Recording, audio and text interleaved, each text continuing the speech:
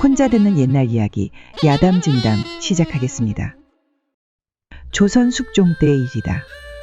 경기도 양주 땅 깊은 산골의 한 여자가 청상 과부라 불리며 살고 있었다. 26세 아직 젊은 나이에 청상과부가 된 홍씨는 물려받은 전답이 제법 많았다고 한다. 논이 10마직이요, 밭도 8마직이나 되었다. 농사짓기 좋은 기름진 땅이었지만 홀로 이 많은 농지를 관리하기란 쉽지 않았다. 특히 올해는 더욱 걱정이었다. 작년까지는 데려다 쓰던 늙은 머슴이라도 있었는데 그마저 지난 겨울 병으로 세상을 떠나고 말았다. 봄이 시작되고 농사철이 다가오자 홍씨의 걱정은 깊어졌다. 아이고, 홍씨 며느리, 어찌 그 많은 전답을 혼자서 돌보려고 하나. 장에 나가 일꾼이라도 구해 쓰는 게 어떻겠나. 이웃집 김할멈의 말에 홍씨는 한숨을 내쉬었다. 일꾼을 들이자니 과부집에 젊은 일꾼을 들이면 흉이 될까 걱정이 되어서요. 하지만 이대로는 땅을 버리게 생겼으니. 흉은 무슨, 일꾼 없이 그 많은 농사를 어찌 지을 텐가.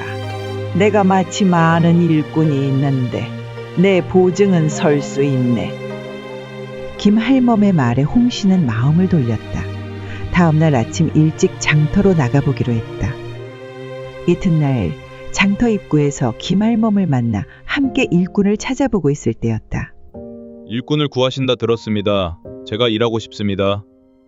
23 즈음으로 보이는 젊은 사내가 다가왔다.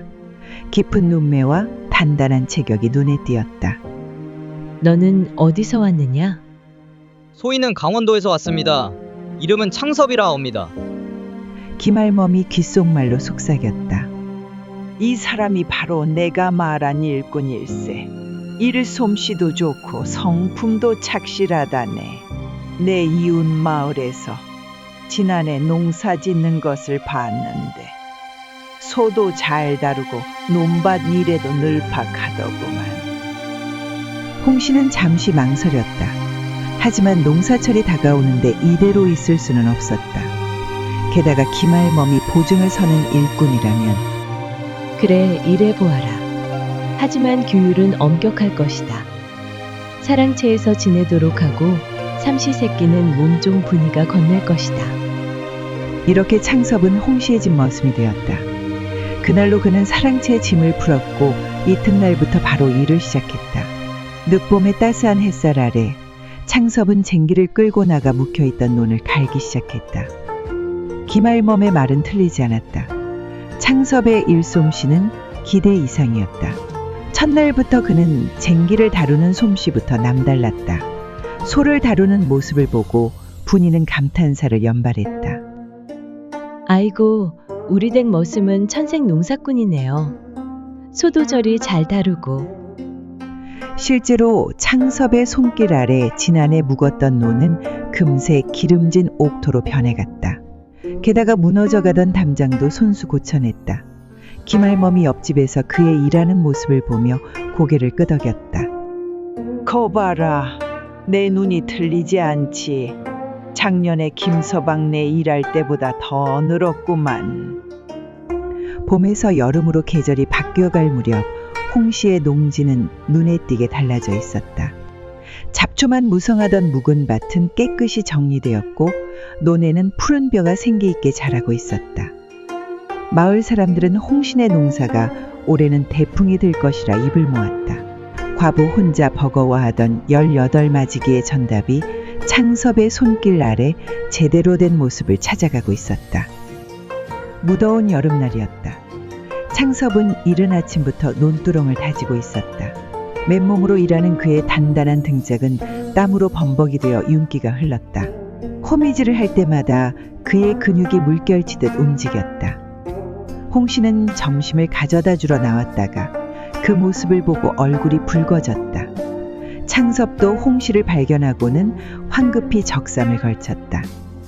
점심을 가져왔네. 앞치마가 흙탕물에 젖을 텐데 제가 가지러 들어갈 것을. 홍씨는 창섭의 배려 깊은 말투에 가슴이 설렘을 느꼈다. 김할멈이 말했던 대로였다. 그의 말투나 몸가짐은 보통 머슴과는 달랐다. 괜찮사옵니다. 더운데 잠시 쉬었다 하시지요. 창섭은 고개를 끄덕이고 나무그늘 아래로 자리를 잡았다. 홍씨가 준비한 점심은 소박했지만 정갈했다. 묵은 밥에 된장국, 그리고 계절 나물 몇 가지가 전부였다. 그날 이후 두 사람 사이에는 묘한 긴장감이 감돌았다. 서로의 시선을 피하면서도 자꾸만 마주치는 눈길. 손끝이 스치기만 해도 전율이 일었다. 비가 내리던 어느 날이었다. 갑작스러운 소나기를 피해 두 사람은 근처 허름한 헛간으로 뛰어들었다. 좁은 공간에서 숨을 고르는 동안 서로의 심장 소리가 들릴 듯했다. 빗물에 젖은 홍씨의 모시적삼은 완전히 몸에 달라붙어 있었다.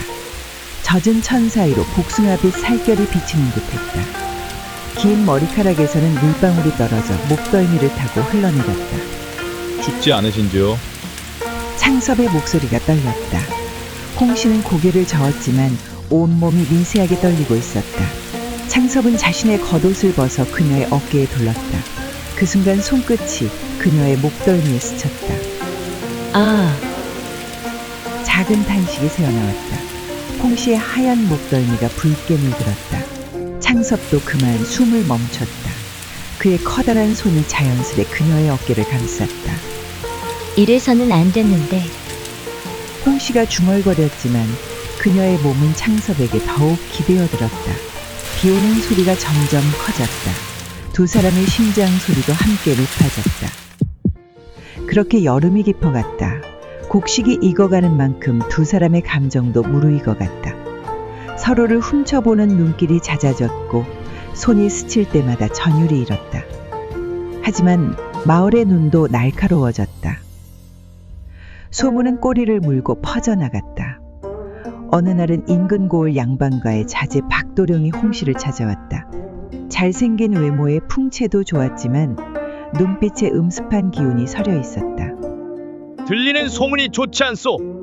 과부의 몸으로 젊은 머슴과 사통한다는 말까지 나도는데 무슨 말씀을. 그저 농사일 돕는 머슴일 뿐이옵니다. 내 첩으로 드리면 그대의 전답도 함께 보살펴 주리다. 이리 험한 소문 듣느니 내 품에 안기시오. 박도령의 손이 홍씨의 손목을 거칠게 잡았다. 홍씨는 몸을 빼내려 했지만 그의 힘이 강했다. 이러지 마십시오. 그때였다. 아가씨께서 불편해하시는데 그만두심이 좋을 듯하옵니다. 창섭이 들어섰다. 그의 눈빛이 차가웠다. 내 놈이 감히 박도령은 창섭을 향해 발길질을 했다. 하지만 창섭은 몸을 날려 그의 발을 피했다. 순간 두 사람 사이에 팽팽한 긴장감이 흘렀다. 이놈이 죽고 싶은 게요. 박도령이 허리춤에 단검을 빼들었다. 홍씨가 비명을 질렀다. 멈추십시오. 하지만 이미 늦었다. 박도령의 단검이 허공을 갈랐다. 창섭은 간신히 몸을 피했지만 어깨를 스치고 지나간 팔끝에 피가 흘렀다. 이 일을 그냥 두지 않겠소. 감히 천한 머슴 주제에 박도령은 앙심을 품은 채 돌아갔다. 며칠 후 관아에 고변장이 올라갔다. 과부와 머슴이 사통했다는 것이었다. 포졸들이 들이닥쳤다. 이 창섭이란 자를 잡아들이라. 창섭은 차가운 옥에 갇혔다. 곤장 80대를 맞은 후 온몸이 만신창이가 되었지만 그의 마음속에는 오직 홍씨 생각뿐이었다. 한편 박도령의 횡포는 날이 갈수록 심해졌다. 옥에 갇힌 창섭을 찾아가 으스대기까지 했다. 이제 홍씨는 내 차지가 될 터. 내 놈은 이 옥에서 썩어 죽을 게다. 하지만 하늘은 무심하지 않았다. 한양에서 이상한 소문이 돌기 시작했다. 한 젊은 선비가 누명을 쓰고 옥에 갇혔다는 것이었다. 이 소식이 이판서의 귀에 들어갔다. 이런, 창섭이가 그곳에.